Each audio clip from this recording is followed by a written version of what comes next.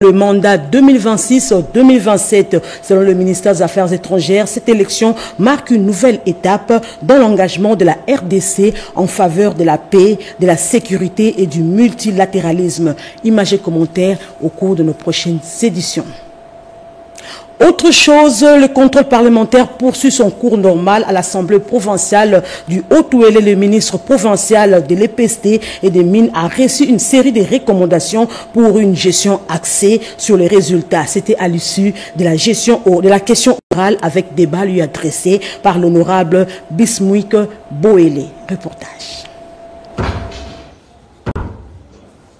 Intense ces activités de contrôle parlementaire à la représentation provinciale du Haut-Ouélé. Sur initiative de quelques élus, plusieurs membres du gouvernement provincial défilent sans repos à l'hémicycle pour rendre compte de leur gestion respective. Au cours des séances plénières présidées par l'honorable Justin Zamba Ndezou, le ministre provincial Afonda Fongenda Sumbu des ITPR et de la Santé ainsi que Didier Medouama de l'EPST et des Mines sont soumis à des questions orales avec débat. Initiative tour à tour des honorables Prosper Salomon Madilou et Maître Bismuik Boélé Losomia. Au terme des débats, plus spécialement dans le secteur des mines, l'honorable Bismuik Boélé a formulé quelques recommandations pour une gestion axée sur les résultats. Notre constat général n'est pas satisfaisant jusqu'à ce jour. Il nous sera difficile de conclure. À la place, nous nous sentons obligés de vous tenir à l'œil pour quelques temps. Du moins, nous vous recommandons ce qui suit. Pour ce qui est du secteur de l'éducation nationale, veuillez activer les budgets pour l'acquisition des équipements du bureau gestionnaire.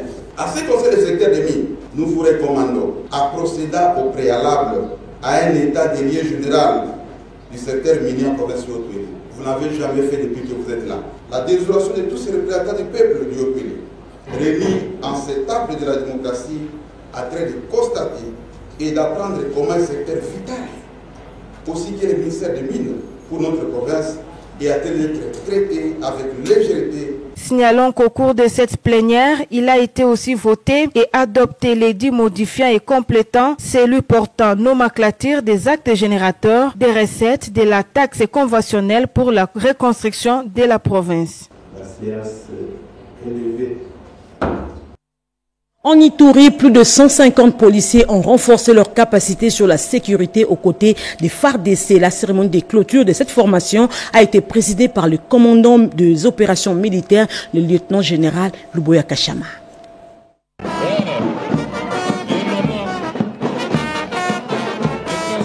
Ces défilés imposants marquent la fin de la formation de plus de 150 policiers qui viennent d'être outillés pendant 6 mois sur les notions relatives à la police de proximité. Et c'est dans le cadre de la réforme des hommes en uniforme. Le commissariat provincial de l'Ituri, bénéficiaire de cette formation, est comblé par cette valeur ajoutée de 150 policiers outillés désormais par des notions de police de proximité. Projet rendu possible grâce à la collaboration entre la RDC et l'Union européenne. C'est aussi l'occasion de saluer et de reconnaître les mérites de ces partenariats agissant entre le gouvernement de la République démocratique du Congo et l'Union européenne à travers la 3e phase du programme d'appui à la réforme de la police, par P3 en sigle. Grâce à ces partenariats fructueux, de nombreux projets inscrits dans les plans d'action triennale de la réforme de la police ont pu être concrétisés. Occasion pour le lieutenant-général Luboya Kachama Johnny, commandant des opérations et gouvernant militaire de l'Ituri, de saluer l'appui de tous les partenaires du gouvernement congolais avant de prodiguer quelques sages conseils à ces éléments de l'ordre. Au nom du commandant suprême du FARDC et de la police nationale, à vous en remercier. Que ce soit l'Union européenne, toutes les fois que nous posons des problèmes, nous avons une solution. Là-bas, la gouverneure Fifi Masuka a procédé au lancement de l'atelier de formation et vulgarisation des textes légaux. C'est en prélude de l'installation officielle du comité provincial et local de sécurité. Suivez. La gouverneure du Lualaba a procédé ce lundi 2 juin 2025 au lancement d'un atelier de formation et de vulgarisation des textes légaux portant création, organisation et fonctionnement du comité provincial et local de sécurité. Cette cérémonie s'est déroulée dans la salle Djamad en présence du président de l'Assemblée provinciale du Lualaba, Jean-Marie Kasséa-Tingambo, du vice-gouverneur Clément Mfungi et de plusieurs personnalités politico-administratives et coutumières de la province. Après les mots de bienvenue du maire adjoint d'Écologie, le coordonnateur des programmes des formations en gouvernance sécuritaire a expliqué le contexte et la justification de la mise en place de cette réforme du gouvernement central. Il s'agit de rapprocher la sécurité de la population et la démocratie sécuritaire, a-t-il déclaré. Le mot à la base a tout son sens. La sécurité ne sera plus la grande messe qui est célébrée au sommet par les autorités et les services. La sécurité à la base voudrait qu'on apporte la sécurité proche de la population, qu'on fasse de la sécurité un denrée où tout le monde participe. Plus jamais on ne va plus sécuriser la population sans la population elle-même. Dans son allocution, Fifi Masuka Saini a rendu hommage au président de la République, Félix Tshisekedi, pour ses efforts remarquables pour la restauration de la paix dans la partie orientale du pays. La chef de l'exécutif provincial a aussi invité les participants à s'approprier cette formation en vue de relever les défis sécuritaires au Lualaba. Je rends mes vibrants hommages à son Excellence Félix Antoine Tshisekedi Tshilombo, président de la République et chef de l'État, pour ses infatigables efforts afin de rétablir l'intégrité de notre territoire et assurer la sécurité des citoyens, et ce, malgré l'agression rwandaise.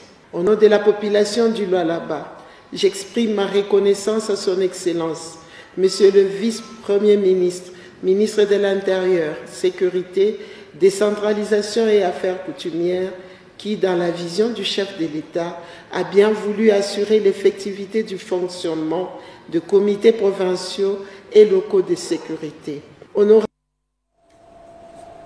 Et puis le Lualaba est une province stable parce que les recommandations du chef de l'État sont suivies à la lettre, annonce faite par le président de l'Assemblée provinciale, Jean-Marie Kasséa, au micro de la RTNC. Nous évoluons, nous nous préparons parce que nous, c'est à partir de Kalemi, quand le chef de l'État lui-même avait annoncé qu'au mois de juin, la conférence des gouverneurs sera au Lualaba. Et nous, à partir de là, on avait déjà commencé à se préparer jusqu'à ce jour. À Kolwezi, ce que vous devez retenir, c'est la stabilité des institutions. Parce que le chef de l'État est revenu là-dessus. Si les institutions en province sont tellement stables, même le développement de la province va aller de soi. Aujourd'hui, les gens parlent du Lualaba. Nous avons suivi l'orientation du président de la République. Nous avons tenté, avec l'exécutif provincial et l'Assemblée. Le résultat est là. Et tout le monde en parle. Donc, à Kolwezi, il y a des chantiers. C'est vrai, il y a des chantiers. Le chef de l'État va les inaugurer. Il va inaugurer les chantiers ici au Lualaba. Parce que nous travaillons la main dans la main afin que nous puissions arriver à un développement de notre province.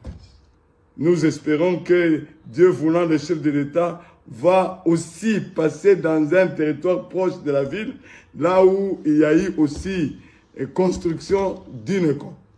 Donc nous espérons que les gens vont venir et ils vont comprendre qu'au Lualaba, c'est vrai, il y a du travail. Pour boucler avec cette rubrique Lualaba, les créateurs artisanaux auront droit à une sécurité sociale avec la couverture santé universelle. Le ministre provincial des Mines a reçu les acteurs du secteur de la santé concernés par le processus d'amélioration sociale, nous dit Cédric Kenina.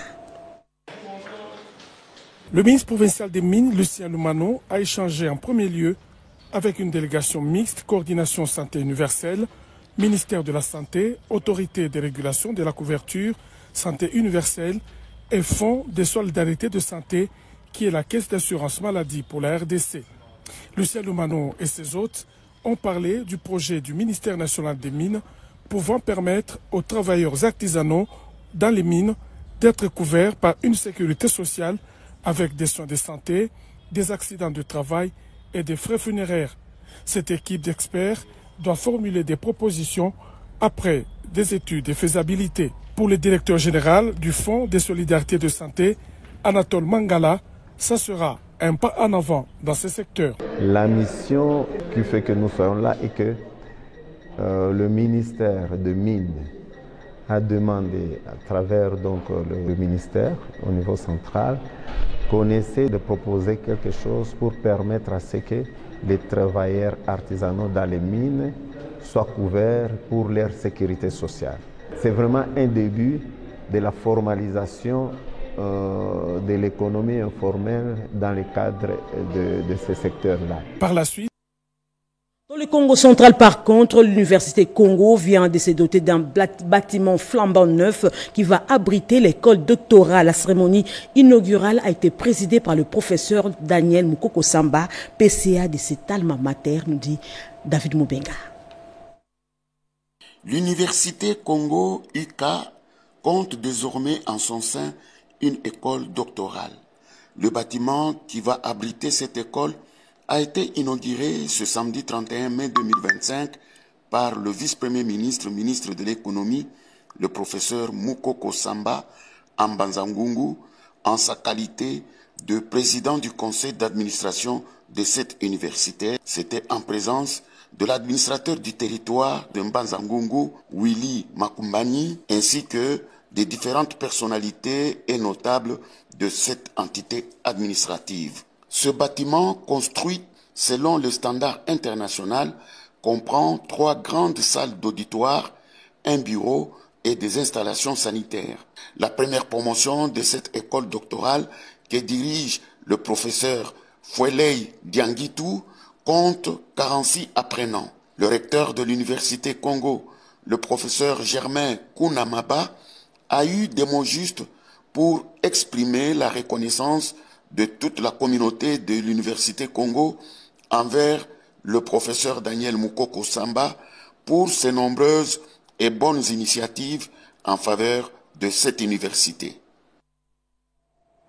Et dans le Haut-Katanga, un nouveau marché a été construit au village Nkambo. Cette dotation est du vice-gouverneur de cette province élu de Kasenga, Martin Kazembe. Reportage. Ces villages très enclavés, situés à plus ou moins 350 km de Lubumbashi, étaient jetés dans les oubliettes. Mwanamayo Martin Kazembe Choula, alors maire de Lubumbashi, avait été très touché par les conditions dans lesquelles les hommes et femmes d'ici vendaient. Les doléances lui avaient été soumises. Il a promis, il a réalisé. Au bout de quelques mois, c'est un autre marché qu'il va construire sur fonds propres en sa qualité de président de l'ONG Tuminepamo. C'est obligatoire, il faut emprunter ce terrain marécagé à l'aide des barguettes pour aller assister à la cérémonie inaugurale. Les autres sont transportés au dos. L'habitué des terrains, Martin Kazembe Choula, accompagné de l'administrateur du territoire assistant Magui Kayombo, passe par la rivière Lopula pour emprunter le canal Kanson-Fouet avant de prendre la barguette comme tout le monde pour arriver finalement à la rive d'Nkambo où il est accueilli par la foule en liesse. Il est conduit au nouveau marché pour la coupure du ruban symbolique.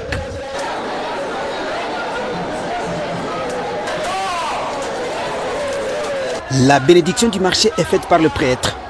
Celui des négoces capable d'accueillir plus ou moins 300 vendeurs est désormais remis entre les mains des membres du comité local de développement déjà institué. La joie était manifeste du côté de la population de cette entité qui souhaite voir Martin Kazembe Choula faire encore plus en Kambo ainsi qu'ailleurs.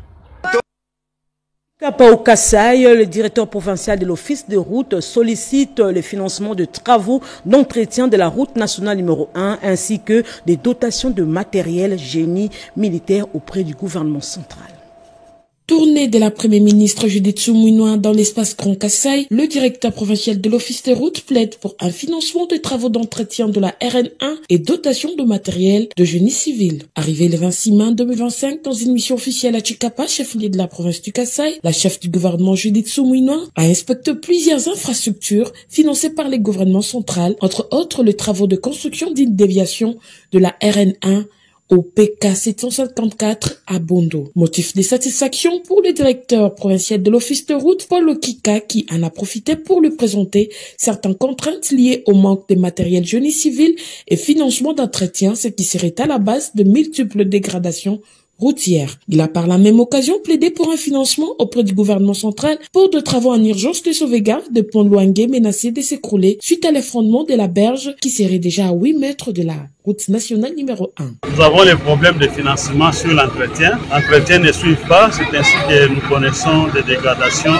à haut niveau. En dehors de ça, des problèmes très capitaux que nous avons soumis à l'excellence Madame Premier ministre, des problèmes de matériel. La province du Kasaï regorge à peu près 2455 km. Sur les 2455 km, nous avons que 230 km qui est praticable. Ils ont au moins 9% de routes praticables et 91% de routes à l'état de dégradation très avancé. Pour sa part, la Première ministre a pris acte de la situation et réitère son engagement au chef de l'État, Félix Antoine Tshilombo Tshisekedi, qui compte voir les actions concrètes au Kasaï. Toujours au Kasaï, cette fois-ci à Kananga, les femmes bénéficiaires du programme Chilide de la Fondation internationale pour les systèmes électoraux sont déterminées à tout mettre en œuvre leur plan d'action pour intégrer le monde politique.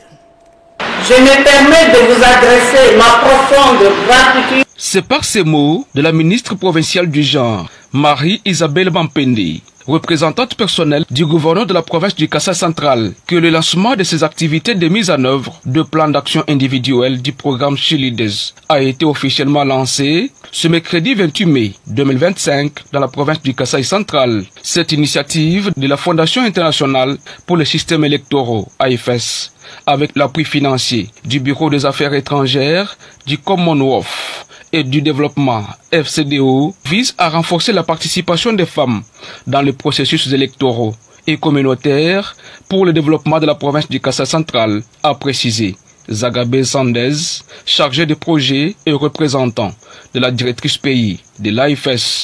Cette activité était une occasion pour Madame Véronique Baota, chef d'antenne CNI Kasaï central, d'encourager les femmes kassaïennes en général et les 20 bénéficiaires directs du projet en particulier à intégrer courageusement le monde politique afin de participer activement avec les hommes lors des prochaines élections. Au nom des bénéficiaires du programme Chilides, Rosette Mbouin Sangana rassure les partenaires quant à la mise en œuvre effective de leurs différents plans d'action élaborés après avoir suivi une série de formations, des séances de coaching et des mentorats. Ces projets, financés par le Bureau des affaires étrangères du Commonwealth et du développement FCDO et AFS, s'exécutent dans 4 provinces de la RDC, à savoir les Kasaï central, les Kasaï oriental et la Tchopo. Au Kwilu, le gouverneur a visité le week-end dernier la station provinciale de la RTNC Kwilu à Bandundu-Ville, frappée d'un vent violent qui a emporté la toiture et a mis en arrêt la production audiovisuelle dans cette partie du pays.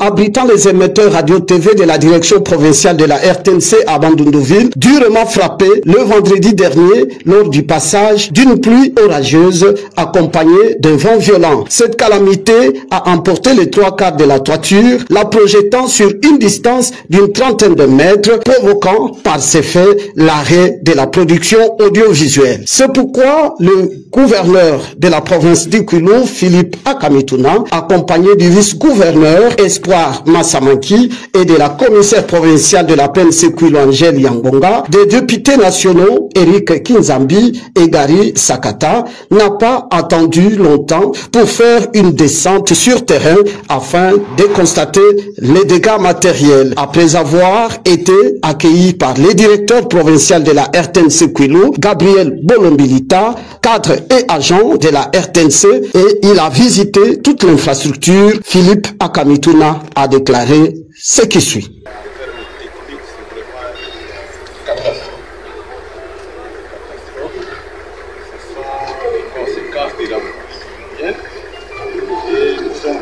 Évaluer les dégâts de la catastrophe. Je crois que le directeur provincial va ressortir et il va nous envoyer ça au niveau du gouvernement et nous allons voir En Équateur, l'hôpital général des références de la police nationale congolaise vient d'être doté de matériel de maternité et de la pédiatrie de la part de la présidente nationale de l'association des épouses des policiers pour le développement. Mimi Etaka et Fiston Bokoua ont signé ce reportage. La cérémonie de remise officielle de ce lit de maternité et de la pédiatrie à l'hôpital de référence de la police nationale congolaise Équateur par le ministre provincial de Ziteper, Bienvenu Mobembo Londo, représentant personnel du gouverneur de province, s'est déroulée en présence du commissaire supérieur principal, point focal de la réforme de la PNC Équateur, Guilain Sangwanyembo, et le personnel de cette structure sanitaire. Après une visite guidée des installations de la maternité de la polyclinique de la PNC Équateur en chantier, le représentant du gouverneur de province a procédé à cette remise en ces termes. Je vous exhorte de les utiliser rationnellement pour le bénéfice de la population de Mbandaka et pour le reste, que Dieu lui bénisse. Le commissaire supérieur principal, Dr Kipalamoto Matala Juvenal, commandant détachement service de santé PNC Équateur, a manifesté sa joie et satisfaction à l'endroit de la présidente nationale de l'Association des épouses de policiers pour le développement, AEPD en sigle. Nous sommes en train de faire la politique du président de la République, la prise en charge de toutes les femmes qui viennent accoucher ici, la gratuité de la maternité. Et nous sommes dans la zone de santé de Mbandaka. Toutes les femmes, même celles des zones de santé de Wangata, viennent pour accoucher ici, chez nous. C'est gratuit. Notons que ces premiers lots de matériel médical est constitué de lits de maternité et lits pour la pédiatrie. Vous le savez, la session préliminaire de l'examen d'État édition 2025-2026 a été lancée hier sur toute l'étendue du territoire national. Suivez à présent ce qu'a été en image l'épreuve de dissertation dans quelques provinces du pays, à savoir Kasaï oriental, Lomami, Maindombe et Kwango, pour ne citer que celle-là. Lancement officiel le lundi 2 juin 2025 de la 58e session des épreuves hors série de l'examen d'État à travers la République démocratique du Congo par la dissertation. Au Kasaï oriental, l'ego a été donné par le gouverneur de province intérimaire, Dr Augustin Kayimba Moulemena, au complexe scolaire du 4 janvier en présence des différentes autorités provinciales et des superviseurs nationaux venus de Kinshasa. Le prophète symphorien Kapita Pongo, dans son mot de circonstance, a demandé aux surveillants de ne pas tracasser les élèves, mais de lutter contre les antivaleurs qui gangrènent les secteurs éducatifs, et aux élèves finalistes de ne pas travailler dans la précipitation. L'IPP Pierre Kabiandam, qui a donné les statistiques de cette année scolaire, s'est réjoui d'une augmentation des inscrits par rapport à l'année passée. Le coup d'envoi officiel de l'épreuve hors session de l'examen d'État a été donné ce lundi 2 juin 2025 à Kenge, au complexe scolaire Notre-Dame de la Visitation, par le vice-gouverneur du Congo, M. Remisa Kimukinda, accompagné du rapporteur adjoint de l'Assemblée provinciale du Congo, l'honorable Depeli Waditukila. Dans son mot, la prophète de Kwango 1, la révérende sœur Ambrasie Otui, a rappelé aux candidats l'importance de cette journée et l'espoir qu'elle représente pour l'avenir des jeunes. L'inspecteur principal provincial, M. Simon Pierre Kabakissa, a donné les statistiques pour le compte de sa province éducationnelle. Dans sa prise de parole, l'inspectrice principale provinciale de Jeanne Massika a, après avoir rendu les hommages au chef de l'État Félix Antoine Tshisekedi Tshilombo, recommandé aux intervenants un travail objectif dans les limites fixées par les instructions, sachant que toute antivaleur de quelque nature que ce soit n'épargnera pas son auteur à des sanctions très sévères. Prenant la parole, le prophète de Charles Lobo Mikobi a témoigné sa gratitude envers le ministre de l'Éducation nationale et Nouvelle Citoyenneté, Raïssa Malou, qui ne cesse de témoigner son soutien au chef de l'État en matérialisant et en rendant effectives les dates phares de passation de toutes ces épreuves certificatives. Le jury aura des Français et les pratiques professionnelles dont les questions leur ont été posées par les examinateurs. C'est le vice-gouverneur M. Trésor Furungoke qui a procédé au lancement solennel en présence de plusieurs dignitaires. Justin Yolo Mouiladji a exhorté les heureux finalistes d'éviter les antivaleurs. Comme partout ailleurs, dans la province du Chibangui, les épreuves hors session des examens d'État édition 2025 ont débuté ce lundi 2 juin 2025. La cérémonie de lancement officiel présidée par le gouverneur de province Mobongado Bomiché s'est déroulée au complexe scolaire L'Arche de l'Alliance, une école privée agréée en présence des superviseurs nationaux conduits par l'inspecteur général adjoint de l'éducation, M. Faustin Boloko, de quelques membres du gouvernement provincial, au nombre desquels le ministre provincial de l'éducation, Félix Mondessier, des membres membres du comité provincial de l'examen d'État, Sud-Bangui 1, dont le prophète constaté Kabassé de Chiwebe, et Madame l'IPP Yvonne Omoyi, des membres du comité provincial de sécurité et d'autres invités de marque. Prenant la parole pour la circonstance, Madame l'IPP a d'abord rappelé l'historique de l'examen d'État qui a été institué en 1967, avant d'ajouter que pour cette édition, 14 169 candidats, dont 5 202 filles sont attendus.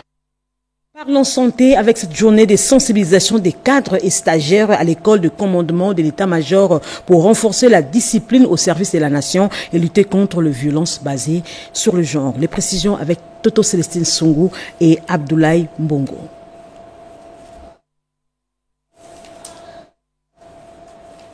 Je disais, parlons santé avec cette journée de sensibilisation de cadres et stagiaires à l'école de commandement de l'état-major pour renforcer la discipline au service de la nation et lutter contre les violences sexuelles basées sur le genre. Sensibiliser les étudiants de l'école militaire et les stagiaires de la 36e promotion au protocole de Maputo reflète l'importance de former les futurs responsables militaires et administratifs à ces questions fondamentales. Cela contribue à renforcer le respect des droits humains, à prévenir les violences basées sur le genre et à promouvoir l'égalité entre les sexes, y compris dans les forces armées. Ces documents octroient ou confèrent beaucoup de droits à la femme. Ce n'est pas seulement le droit à l'avortement, mais c'est le droit à accéder aux services de santé de qualité à un coût vraiment réduit et à une portée qui va à cette dame.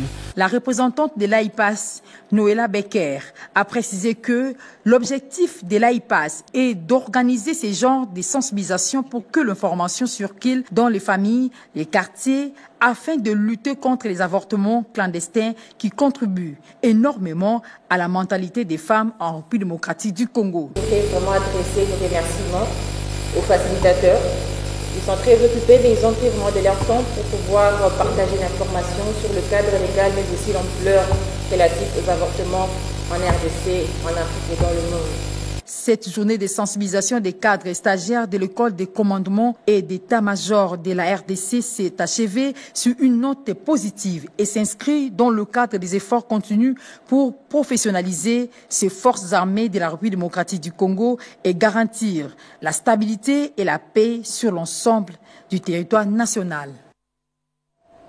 Et puis les malades grands brûlés internés au centre hospitalier universitaire Renaissance ex-Mamaemo ont bénéficié d'une assistance des produits pharmaceutiques, des vivres et du matériel d'entretien de leur pavillon. C'est un don de Lions Club Kinshasa Limpopo, partenaire du ministère de la Santé, nous dit Eugénie Chabani. Les malades brûlés internés au centre hospitalier universitaire Renaissance ex-Mamaemo nécessitent une prise en charge médicale spécifique d'urgence. Pour garantir le soin de qualité à ces malades, l'hôpital et ses partenaires approvisionnent les pavillons des brûlés des produits pharmaceutiques, question d'éviter les ruptures de stock qui seraient fatales pour les malades. Ce qui justifie les dons d'un important lot de produits pharmaceutiques, dont des Lions Club International Club Kinshasa Limpopo, partenaire du ministère de la Santé. Ces dons est composé des sparadraps, des épicraniens, des gants, des sondes, des sérums glucosés, pour ne citer que cela. Pour la présidente des Lions Club Kinshasa Limpopo, Madame Mogolé, ces pavillons étaient réhabilités par cette structure internationale. C'est une façon pour les Lions Club Kinshasa Limpopo de porter secours aux malades brûlés en situation de détresse. Nous venons d'attraper une famille, 26 personnes d'une même famille, une maison incendiée. Ce sont des sinistrés, ce sont des nécessiteux. Ils vont trouver l'argent où pour se prendre en charge. Comment ils vont payer les frais de l'hôpital et tout ça? Déjà, la maison a pris feu. Et c'est pourquoi je suis rentré chez la maman, qui est Lions Club. Le docteur Veil nous a fait part du fait qu'il y avait une urgence extrême. Nous avons reçu des dons de plusieurs partenaires, des gens de bonne volonté, des personnes comme des sociétés. Et donc, c'est aujourd'hui nous nous sommes décidés de venir vous remettre tout ce que nous avons pu récolter et rajouter les vivres ainsi que les produits d'entretien. Aux affaires sociales, les personnes vivant avec handicap ont bénéficié de matériel orthopédique et autres biens. C'est un geste du président du mouvement de réveil des PVH, nous dit Cédric Kenina. Les bien-être de personnes vivant avec handicap. Il en a fait un sacerdoce. Dexy Masséna, à la tête du mouvement de réveil des personnes vivant avec handicap, a suscité de l'espoir. Un espoir qui renaît au sein de la cellule Molende, où il a fait un don d'une moto pour mettre fin à la mendicité, très souvent caractéristique de cette catégorie sociale, souvent marginalisée également. Les bénéficiaires n'ont pas tari d'éloges à l'endroit du bienfaiteur. C'était aussi un moment propice pour annoncer la poursuite de sa tournée provinciale en tant que défenseur du PVH. Nous continuons avec notre opération Sombela Cellule Moto. C'est une opération qui a pour objectif d'aider les membres de la cellule. Ils sont très contents. Le président national Dexy Masséna est sollicité partout dans la République démocratique. La solitude pour les personnes vivant avec handicap fait partie désormais du passé. Et ce, grâce à Dexy Masséna qui vient de nouveau de faire preuve d'altruisme à l'endroit de ses semblables. Un geste qui s'inscrit bien dans la droite vision de la politique du chef de l'État qui met au centre l'homme, notamment les personnes vivant avec handicap, dans une société solidaire. Et pour boucler complètement ce journal, parlons jeunesse avec la participation des 36 jeunes ambassadeurs congolais lors de 2 sommets internationaux tenus au Zimbabwe. Les détails avec Keren Tankolongo. Ils sont venus porter la voix de la RDC à Harare. 36 jeunes ambassadeurs congolais ont participé au sommet des pays membres de la SADC ainsi qu'au sommet de la terre et de la liberté économique tenu du 22 au 27 mai dernier. Un engagement fort de la part de ces jeunes dévoués à défendre leur patrie. À la tête de la délégation, Jonathan Lumé Masuta, président du Forum international de la jeunesse africaine pour le développement de l'Afrique. Il a conduit une équipe venue de plusieurs provinces. Ensemble, ils ont pris part aux réflexions sur l'avenir du continent, tissé des partenariats et porté haut les couleurs de la RDC. Nous sommes une jeunesse consciente. Nous participons à des activités, non pas seulement pour la représentation de la République démocratique du Congo, mais pour contribuer aux différentes thématiques, les enjeux sur le développement de l'Afrique. La RDC, c'est un pays stratégique, un pays qui possède tout. Nous devons être aussi mieux placés dans ce genre d'activités, contribuer aussi scientifiquement. Là, nous étions reçus par l'excellence Emerson Ngangambwa. Nous avons déploré aussi la situation qui se passe à l'est du pays parce que c'est lui qui est le président en exercice de la SADC. S'il peut aussi faire des plaidoyers auprès de ses collègues chefs d'État par rapport à ce que nous, la jeunesse congolaise, nous lui avons proposé. Ces jeunes ont également salué l'accueil chaleureux de l'ambassadeur Michel Kama, résident au Zimbabwe, ainsi que le soutien de l'honorable Grâce et du directeur général de l'Institut supérieur des statistiques.